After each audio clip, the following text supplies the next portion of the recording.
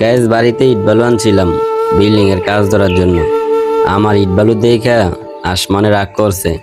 এই যে আসমানে রাগ করছে ভাই, রাগ ধর থামতাছে না।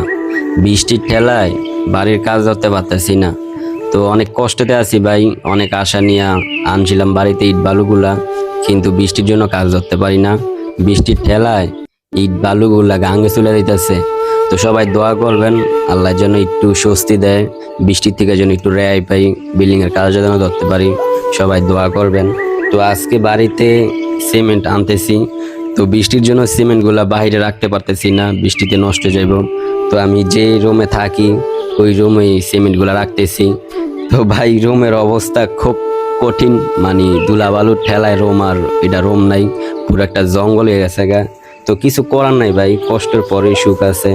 তো অনেক কষ্ট, অনেক পরিশ্রম করছি, জানি না কপালে সুখ আছে কিনা। তো আপনারা দোয়া করবেন, সাথেই থাকবেন।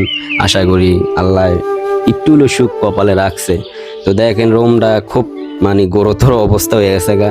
তো কিছু করার নাই, সিমেন্ট গুলা নষ্ট করা যাবে না, সিমেন্ট গুলা নিরাপদ জায়গায় রাখতে হবে।